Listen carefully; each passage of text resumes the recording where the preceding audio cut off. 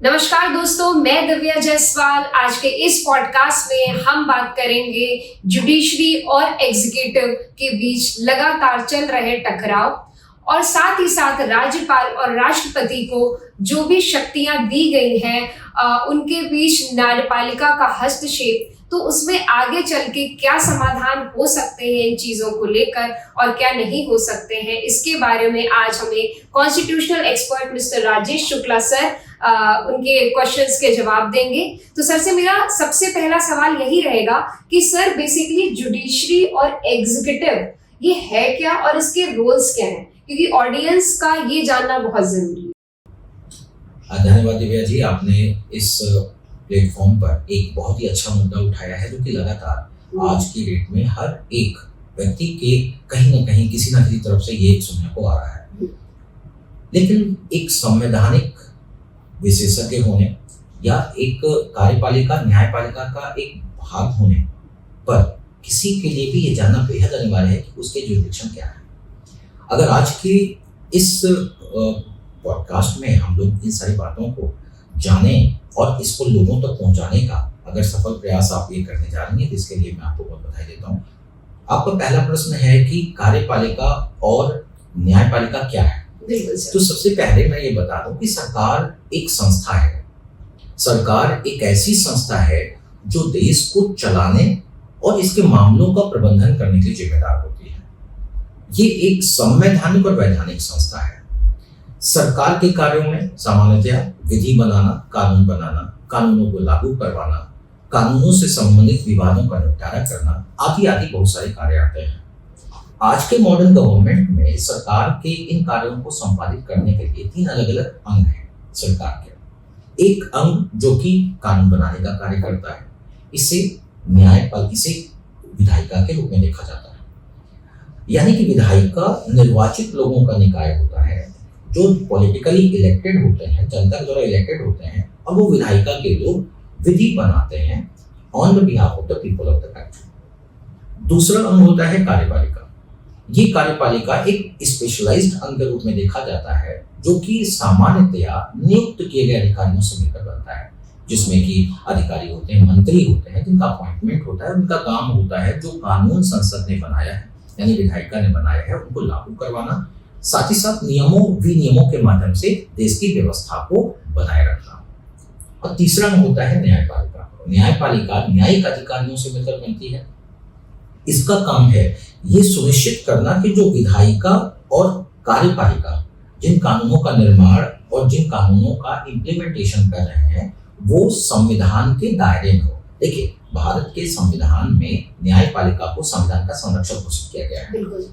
उसका main purpose है कि वो संवैधानिकता और अन्य संस्थाओं की वैधानिकता को इंश्योर करे, कानून के शासन की स्थापना करे, नागरिकों के मौलिक अधिकारों की रक्षा करे और ये देखे कि संविधान ने जो वैल्यूज सेट किए हैं उन वैल्यूज को प्रभावी ढंग से लागू किया जा सके। अच्छा सर, जुडिशरी और एग्जीक्यूटिव के रिलेशन के बीच काफी ज्यादा बातें चलती हैं, तो बेसिक इनका रिलेशन क्या है, इनके रिलेशन को कैसे क्लैरिफाई किया जा सके जुडिशरी और एग्जीक्यूटिव के। दिव्या जी, देखिए सामान्यतः क्या है कि सरकार के तीनों अंगों के बीच कोई टकराव ना हो, इसलिए कुछ डॉक्ट्रिन्स यूज किए गए। जैसे अमेरिका में जो गवर्नमेंट है वो प्रेसिडेंशियल फॉर्म ऑफ गवर्नमेंट है। वहां पर जो कार्यपालिका, विधायिका और न्यायपालिका है इनके बीच सेपरेशन ऑफ पावर के डॉक्ट्रिन को इस्तेमाल किया गया। यानी लेजिस्लेचर लॉ बनाएगा, एग्जीक्यूटिव इंटरफेयर नहीं करेगा, एग्जीक्यूटिव इंप्लीमेंट करेगा, लेजिस्लेचर इंटरफेयर नहीं करेगा, और जुडिशरी इंडिपेंडेंट होकर जो संविधान के द्वारा दिए गए नॉर्म्स हैं उनके अकॉर्डिंग जजमेंट करेगा कि what is right, what is wrong, not on own discretion according to the provisions of the constitution. तो इसे कहा गया सेपरेशन ऑफ पावर, यानी कोई भी एक दूसरे के मामलों में, कार्यों में, क्षेत्राधिकार में हस्तक्षेप ना करे। बिल्कुल। तो सर, अगर ऑडियंस इनकी रिलेशंस को समझना चाहे कि हमारे एग्जीक्यूटिव या हमारे जुडिशियल सिस्टम के रिलेशन को, तो बेसिक उस रिलेशन को कैसे समझे एक सरल भाषा में? यहाँ पर मुझे एक बात और आपको बतानी पड़ेगी। भारत का व्यवस्था इससे अलग है। भारत में हमने cooperation between legislature and executive अपनाया हुआ है, यानी कि कार्यपालिका और विधायिका। कार्यपालिका मतलब लेमैन की भाषा में बताएं कि हमारे जो मंत्री, हमारे राष्ट्रपति, हमारे प्रधानमंत्री, हमारे अधिकारी, आईएएस अधिकारी, ये सब जो कार्यपालिका का हिस्सा होते हैं, जबकि ये जो सांसद होते हैं ये विधायिका का हिस्सा होते हैं। तो इनके बीच का रिलेशन तो स्पष्ट है, क्योंकि पार्लियामेंट्री फॉर्म ऑफ गवर्नमेंट में, संसदीय प्रकार की सरकार में जो लोग विधायिका में चुन कर आते हैं वही लोग सरकार बनाते हैं, यानी कार्यपालिका का गठन करते हैं। तो इनका रिलेशन तो फिक्स है, इसलिए विधायिका कार्यपालिका में टकराव नहीं होता कभी, क्योंकि कार्यपालिका वही बनाता है जिसका विधायिका में बहुमत है। तो जिसका बहुमत विधायिका में, तो विधायिका में कोई भी काम उसकी मर्जी के बिना तो होगा नहीं। बिल्कुल। तो सर ये जुडिशियल एग्जीक्यूटिव में मेन टकराव का कारण क्या है? देखिए यहाँ भी मैंने ये नहीं बताया कि जुडिशरी के साथ क्या रिलेशन, मैंने लेजिस्लेचर एग्जीक्यूटिव का बताया। जुडिशरी को चूंकि हमने कॉन्स्टिट्यूशनिज्म अपनाया है, संविधानवाद अपनाया है, तो अब कोई भी सुप्रीम नहीं है, ना लेजिस्लेचर, ना एग्जीक्यूटिव, ना जुडिशरी। सुप्रीम कौन है? कॉन्स्टिट्यूशन। लेकिन डायरेक्टली देखा जाए तो लेजिस्लेचर पावर का इस्तेमाल कर रहा है, लॉ मेकिंग पावर। एग्जीक्यूटिव सीधे सीधे इम्प्लीमेंटेशन की पावर का इस्तेमाल कर रहा है। खाली जुडिशरी एक ऐसा है जिसके पास इस प्रकार का डायरेक्टली जनता को अफेक्ट करने की कोई पावर नहीं, इसलिए उसे इंडिपेंडेंट बनाया गया कि वो निष्पक्ष होकर देखे कि विधायिका और कार्यपालिका दोनों अपने अपने क्षेत्र में रहकर काम करें और संविधान ने जो निर्देश दिए हैं वो उनका पालन करें। बिल्कुल, ये देखने का काम न्यायालय का है। देखिए सर, लगातार कुछ ना कुछ टकराव बने रहते हैं, तो इनके पीछे का कारण? इनके पीछे का कारण यही है कि न्यायपालिका, अगर अभी हम इनके बहुत डीप में न जाए, सिंपल से इनके कारण देखें तो न्यायपालिका न्यायिक सक्रियतावाद का हवाला देते हुए ये कार्यपालिका विधायिका के मामलों में इंटरफेयर कर रहा है। संविधान के अकॉर्डिंग तो सबको अलग अलग होना था और न्यायपालिका के समक्ष जो मामले हैं उनको निपटारा करना था। लेकिन न्यायपालिका ने, मैं आपको बताऊं, मेनली तब से है जब केशवानंद भारती केस का ये बेसिक स्ट्रक्चर का डॉक्ट्रिन आया। उसके बाद 1978-79 में एक मामला आता है मेनका गांधी केस, जहां पर कि एक नया कॉन्सेप्ट डॉक्ट्रिन आता है, ड्यू प्रोसेस ऑफ लॉ, विधि की उचित प्रक्रिया। अब उचित है कि नहीं यह कैसे तय होगा? इसके लिए अब सुप्रीम कोर्ट को लेजिस्लेचर के साथ साथ एग्जीक्यूटिव के साथ साथ लेजिस्लेचर में कहीं भी इंटरफेयर करने का मौका मिल गया, ये तय करने के लिए ड्यू है या नहीं, ड्यू प्रोसेस है या नहीं। तो एक और न्यायिक सक्रियतावाद को एक तरीके से एक नए डॉक्ट्रिन के रूप में प्रस्तुत कर दिया गया और इसने मौका दे दिया कोर्ट को, यानी कोर्ट का active interference in the legislature and executive to protect the public interest, to protect the constitutional values. इसे सक्रियतावाद का पॉजिटिव कॉन्सेप्ट माना गया, लेकिन धीरे धीरे ये ओवर एक्टिविज्म में कन्वर्ट होता चला गया। मेन ये कारण है टकराव का, काफी जनता को क्लियर होगा। बिल्कुल बिल्कुल। अच्छा सर, शक्तियों का पृथक्करण या सेपरेशन ऑफ पावर, ये बेसिकली अगर हम छोटी सी लाइन में समझना चाहें और ये क्यों आवश्यक है, इसकी जरूरत क्यों, तो सर आप कैसे समझाएंगे? देखिए, तीनों अंगों का पूरी तरह निष्पक्ष होना, पूरी तरह स्वतंत्र होना अनिवार्य है, तभी तो अकाउंटेबिलिटी मेंटेन होगी।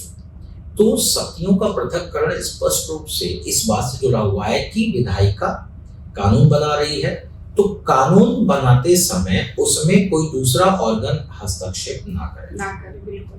कार्यपालिका जब नियम विनियम के साथ कानून व्यवस्था को बना के रख रही है, कानून व्यवस्था के साथ साथ शासन का संचालन कर रही है, तो इसमें न्यायपालिका या दूसरा ऑर्गन हस्तक्षेप ना करेगा। और जब न्यायालय अपनी जिम्मेदारियों का निर्वहन कर रहा है संविधान के नियमों के अकॉर्डिंग, तो इसमें कार्यपालिका उसके ऊपर फालतू का दबाव न डाले, विधायिका उसके ऊपर दबाव न डाले, वो कोई पॉलिटिकल प्रेशर में कोई डिसीजन न ले, क्योंकि they are the protector of the constitution, they are the guardian of the constitution. तो ऐसी स्थिति में अगर वो पॉलिटिकल दबाव में काम करेंगे तो कॉन्स्टिट्यूशनल वैल्यूज को प्रोटेक्ट नहीं कर पाएंगे। तो सेपरेशन ऑफ पावर स्पष्ट तौर पे कहता है कि हर एक ऑर्गन अपने अपने जुरिडिक्शन में स्वतंत्र रूप से काम करे। बिल्कुल, इसीलिए बहुत जरूरी है सेपरेशन ऑफ पावर। अच्छा सर, जैसा कि 2015 में सुप्रीम कोर्ट ने एक अपने डिसीजन के द्वारा आपका एनजैक एक्ट को उसने स्ट्राइक डाउन कर दिया था, तो ताकि जो जुडिशियल सिस्टम है वो फ्रीली काम कर सके, अपने रोल्स को अच्छे से फ्रीली कर पाए, तो आपके हिसाब से इस एनजैक एक्ट को स्ट्राइक डाउन या रद्द होना चाहिए था या नहीं? देखिए, चुनी हुई सरकार ने, संसद ने कानून पास किया था, 99th कॉन्स्टिट्यूशन अमेंडमेंट एक्ट था 2014 में, इसके द्वारा नेशनल जुडिशियल अपॉइंटमेंट कमीशन बनाया गया। बिल्कुल।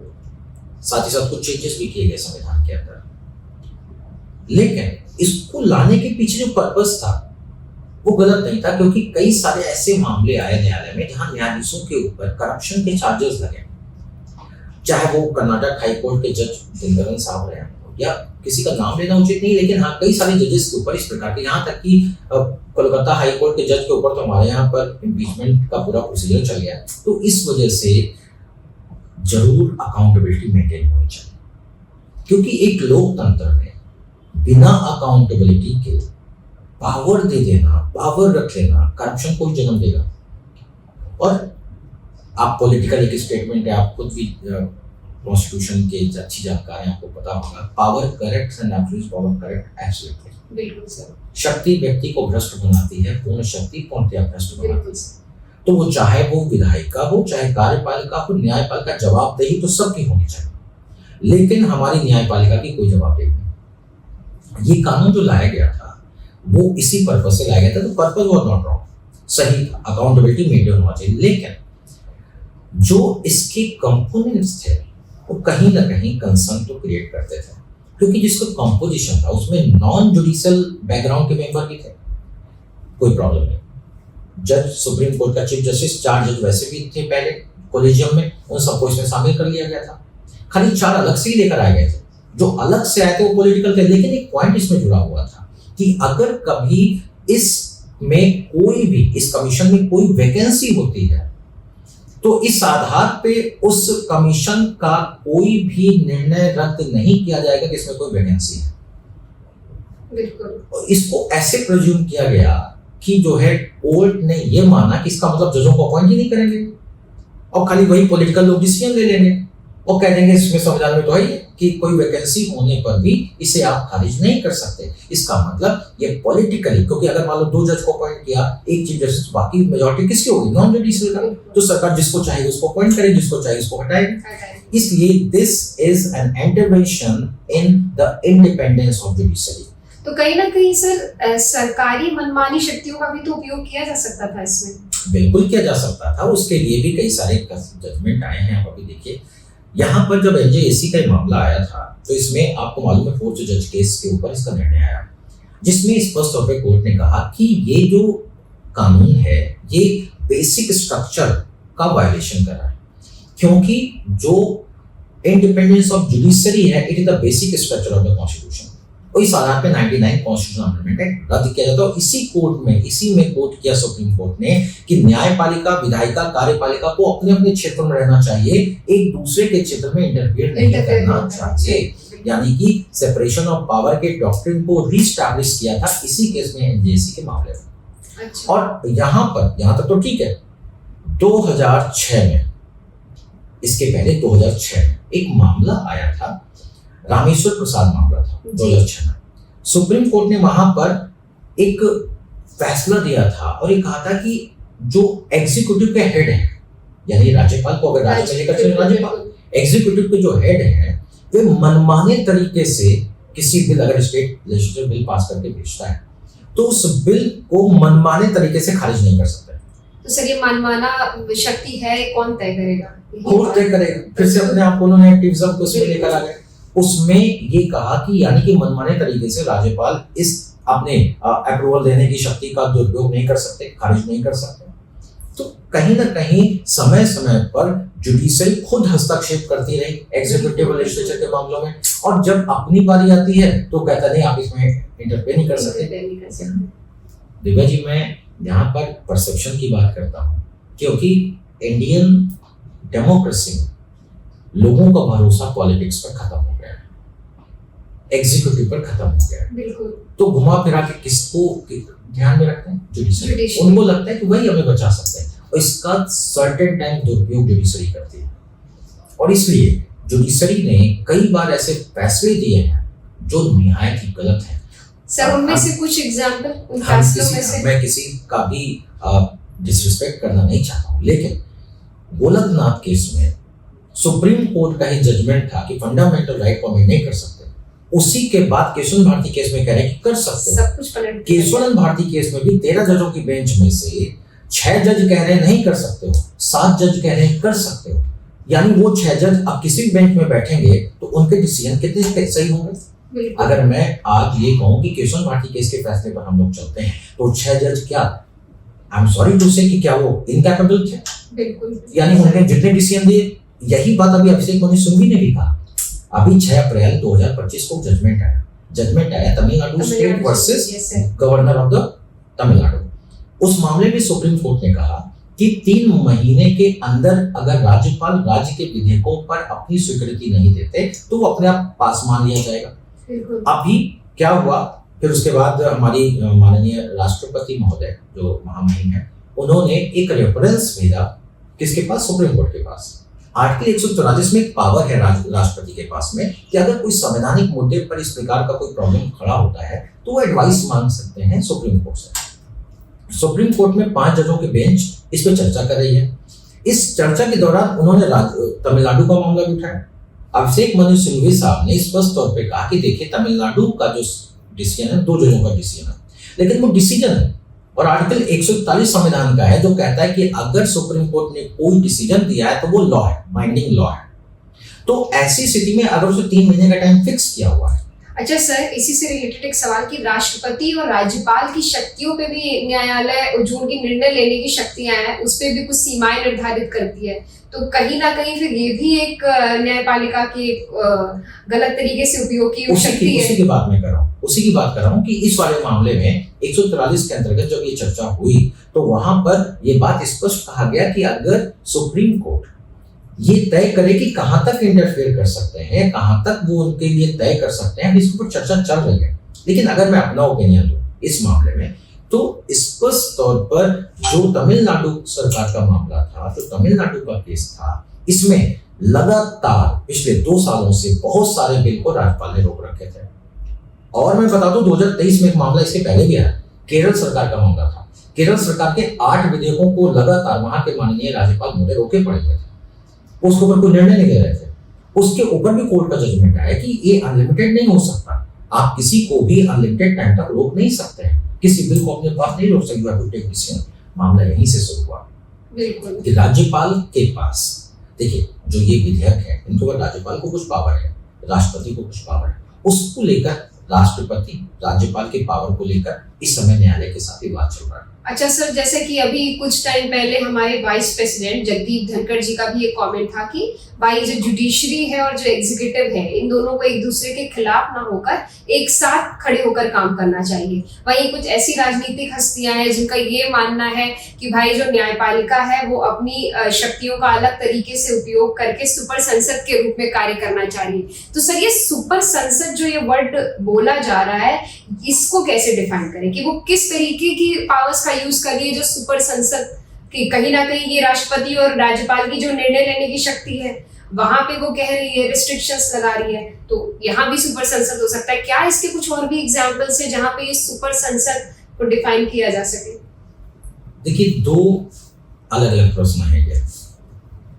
मैं आपको एक एग्जांपल बताऊं इस तरह का। एक इंदिरा गांधी का मामला था, इंदिरा गांधी प्रधानमंत्री थी, उन्होंने कमिटेड ब्यूरोक्रेसी की चर्चा। ब्यूरोक्रेसी कैसा होना चाहिए? न्यूट्रल। बिल्कुल। लेकिन उन्होंने कहा कमिटेड ब्यूरोक्रेसी होना चाहिए, सरकार की पॉलिसी के प्रति कमिटेड, जो कि कहां पर होता है? कम्युनिस्ट चाइना जैसे देशों में। बिल्कुल। उन्होंने कहा जनता ने हमको चुना है, हमने पॉलिसी बनाई है, if you don't have commitment with the policy तो आप उसे इंप्लीमेंट कैसे करोगे? तो ये परसेप्शन की बात है। उस समय उनको बड़ा वो किया गया कि ये पूरी पॉलिटिकल और एडमिनिस्ट्रेटिव पूरे सिस्टम को अपनी गुलाम बनाना चाहते हैं वगैरह वगैरह। खैर ये बात हम छोड़ते हैं, धनखड़ साहब की बात करते हैं। धनखड़ साहब ने कहा कि जुडिशरी को लेजिस्लेचर को साथ मिलकर काम करना चाहिए। Yes, I am supporting this.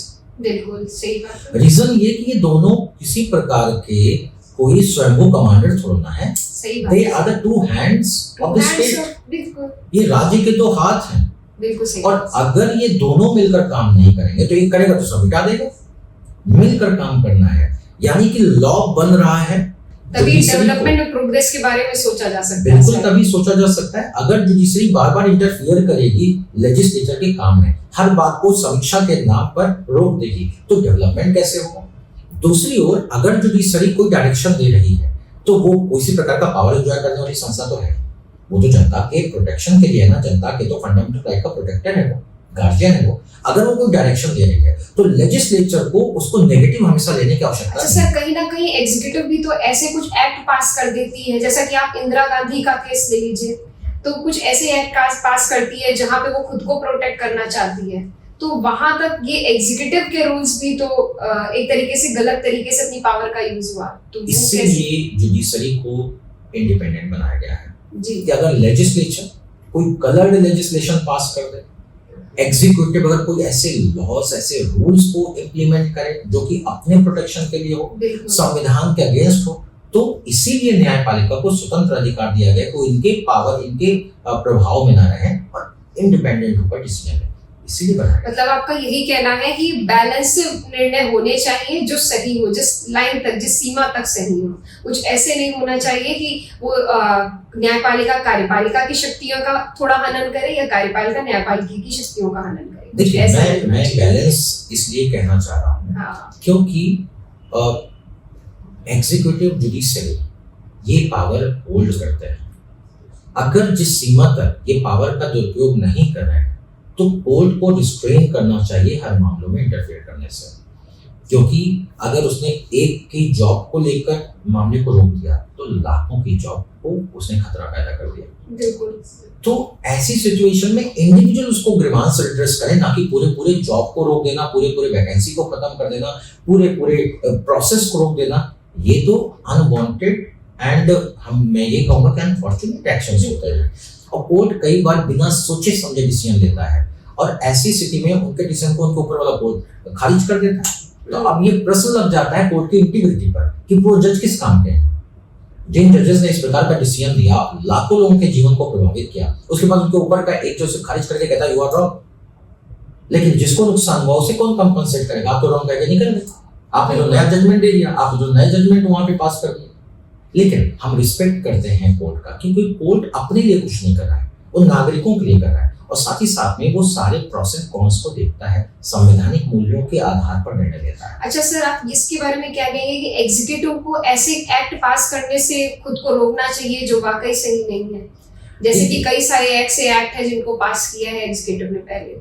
देखिए, जब कोई एक्ट पास करता है लेजिस्लेचर, एग्जीक्यूटिव तो लॉ नहीं पास करता, लेकिन लेजिस्लेचर जो एक्ट पास करता है उस एक्ट को जनता का एक्ट माना जाता है, क्योंकि legislature is representative of the people और इंडिया में सोवरेन पीपल है, जनता है। लेकिन जो सरकार है वो मेजॉरिटी की है, वो पूरे देश की सरकार बन जाती है, लेकिन पूरे देश के लोगों द्वारा चुनी नहीं जाती, क्योंकि जो सरकार बनी है ना वो मेजॉरिटी की है।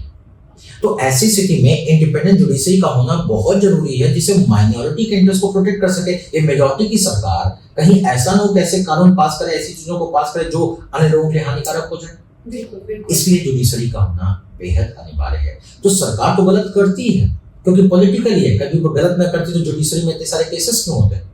बिल्कुल नेचुरल सी बात है। लेकिन हम ये कहें कि वो कभी कभी गलत पास कर देती है, हमारा परसेप्शन है, लेकिन उसने किसी न किसी के जो सही किया होगा, तो कितने लोग क्या उसने संविधान को ध्यान में रखकर काम किया है कि नहीं किया, ये देखना सुप्रीम कोर्ट का काम है या न्यायपालिका। अच्छा सर, क्या कोई ऐसा सुधार प्रस्ताव पारित किया जा सकता है जिसमें ये जो बदलती गतिशीलताएं हैं उसमें न्यायपालिका और ये कार्यपालिका की शक्तियों को मजबूत बनाया जा सके, ताकि इनकी स्वतंत्रता को मजबूत बनाया जा सके? देखिए, अगर हम लोग वर्तमान विवाद जिस पर हम चर्चा कर रहे हैं उसकी बात करें तो अभी हमारी चर्चा के विषय में जो कार्यपालिका और न्यायपालिका का टकराव है ये है। सबसे पहले मैं बताना चाहूंगा टकराव आया कहां से है। लेटेस्ट में ये आया है राज्य के विधेयकों पर राज्यपाल और राष्ट्रपति के द्वारा अपनी शक्तियों का राइट इस्तेमाल ना करना, ये आरोप है। बिल्कुल। और इसमें क्या समस्या रही, केरल का मामला रहा हो या पंजाब का मामला रहा हो या लेटेस्ट तमिलनाडु का मामला रहा हो, यहाँ पर बहुत सारे विधेयकों को राज्यपाल ने पास नहीं किया, अपने पास होल्ड कर लिया। यहाँ मैं दो संवैधानिक प्रावधान बताना चाहूंगा। संविधान के अनुच्छेद 200 में एक प्रोविजन है कि जब कभी राज्य का कोई विधेयक राज्य विधानमंडल से पास होगा तो वो राज्यपाल की स्वीकृति के लिए उनके पास रखा जाएगा। राज्यपाल उसके ऊपर 3 तरह के डिसीजन ले सकते हैं। पहला, वो उस बिल को अप्रूव कर सकते हैं। दूसरा, उस बिल को रिफ्यूज कर सकते हैं। तीसरा, उस बिल को रिकंसिडरेशन के लौटा सकते हैं। लेकिन अगर रिकंसिडरेशन के बाद उनके पास आता है तो उनको उस पर साइन करना होता है अकॉर्डिंग टू पार्लियामेंट्री डेमोक्रेसी। इसके अलावा as the representative of the center, state के बिल पर राज्यपाल को एक पावर है। वो पावर ये है कि वो किसी स्टेट बिल को जो सेंटर के किसी लॉ को कॉन्ट्राडिक्ट कर रहा हो, या कोई स्टेट बिल ऐसा है जो नेशनल इंटरेस्ट से रिलेटेड है, तो ऐसे बिल को राष्ट्रपति के लिए रिजर्व कर दे। अब वो अगर रिजर्व कर देते हैं तो राष्ट्रपति के पास गया, तो पावर राष्ट्रपति के पास होनी चाहिए। अगर वो अपने पास रखते हैं तो या तो वो हाँ कहें या तो ना कहें या रिकंसिडरेशन के लौटाएं।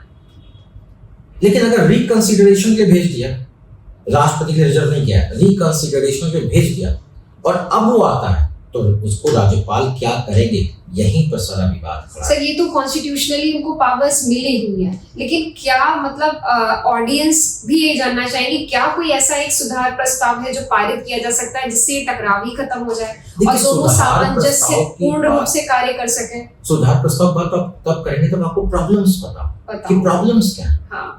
प्रॉब्लम जब तक नहीं पता होगा तब तक हम सुधार के लिए कोई प्रावधान कर ही नहीं पाएंगे।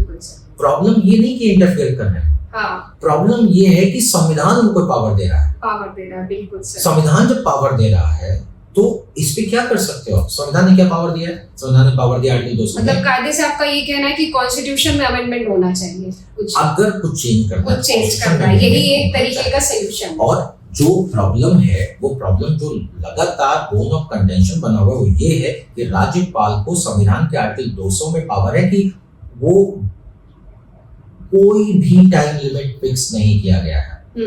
वो कितने दिन में किसी बिल को अपने अप्रूवल देंगे, कितने दिन में उस बिल को रिटर्न करेंगे या रिफ्यूज करेंगे, इसका कोई टाइम ड्यूरेशन, क्योंकि लिखा हुआ एज सून एज पॉसिबल। और इसके बाद जब वो बिल रिजर्व कर लेते हैं, लेकिन ठीक सर, अभी 8 अप्रैल को जो तमिलनाडु का मामला है उसमें सुप्रीम कोर्ट ने कह दिया कि अगर 3 महीने तक राज्यपाल किसी नहीं उसको करता है तो वो यही तो विवाद है, यही तो झगड़ा यही है, क्योंकि संविधान कह रहा है कि वो अपने अकॉर्डिंग तय करेंगे और ये कह रहे 3 महीने में करोगे।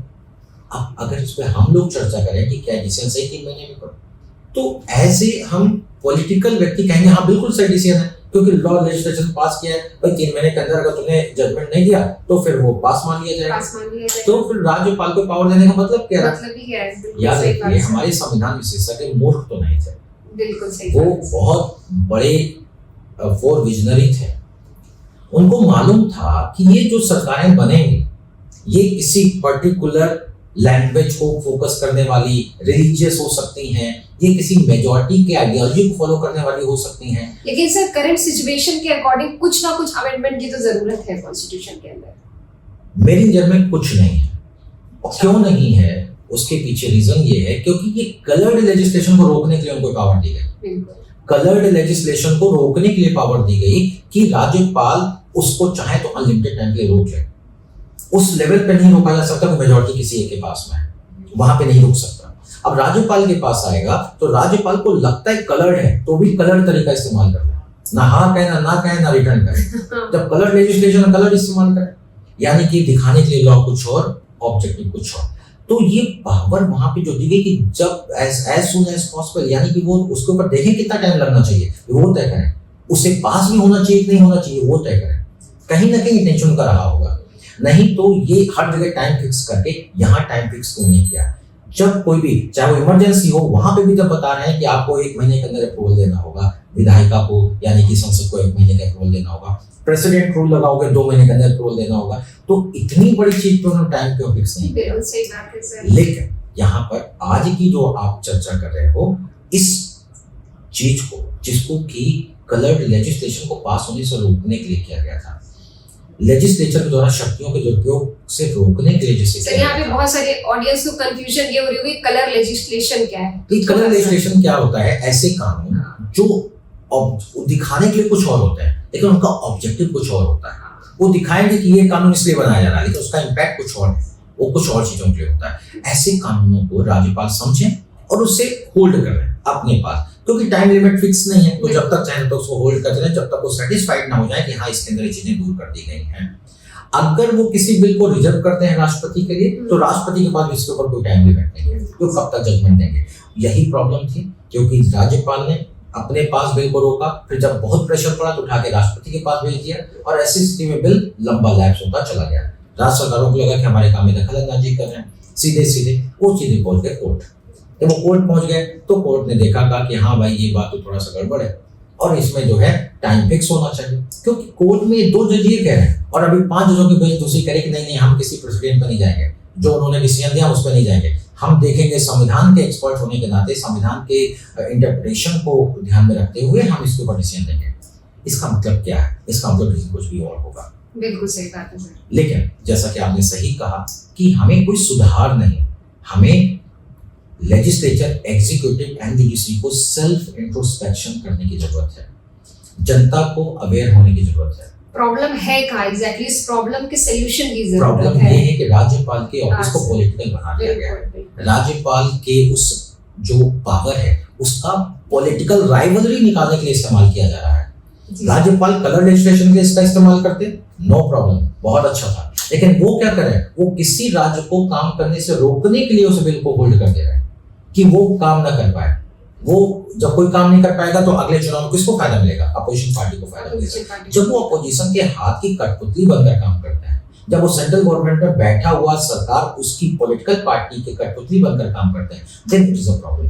और ऐसी स्थिति में मैं इस बात पे बिलीव करता हूँ कि राज्यपाल और राष्ट्रपति के लिए गाइडलाइंस होनी चाहिए, लेकिन वो गाइडलाइंस इसलिए नहीं होनी चाहिए कितने समय में वो अपने डिसीजन लें, इस चीज के लिए होनी चाहिए कि उनके काम करने के पीछे क्या डॉक्ट्रिन होना चाहिए, किस मुद्दे पर वो रोक सकते हैं किसी बिल को, वो स्पष्ट नोट उनको करना चाहिए, वो स्पेसिफाई और एम्फसाइज करें, स्पेसिफाई करें कि अगर एक बिल रोका गया तो इसके पीछे कारण क्या है, बिना कारण के किसी बिल को ना होल्ड करें, क्योंकि ऐसा अगर नहीं करेंगे तो फिर जो पॉलिटिकल पार्टीज हैं वो राज्यपाल के पद को अपने हाथ में औजार बना के रखेंगे और राज्यपाल और राष्ट्रपति सिर्फ उनके हाथ की कठपुतली बनकर काम करेंगे। तो सर आई थिंक आपने आज के इस पॉडकास्ट में जो हमारा एग्जीक्यूटिव एंड जुडिशरी के रोल, रिलेशन, टकराव के कारणों से संबंधित था, आपने बहुत अच्छे से ब्रीफली एक्सप्लेन किया और आई थिंक ऑडियंस के सारे ही सवालों के जवाब उनको मिल गए होंगे।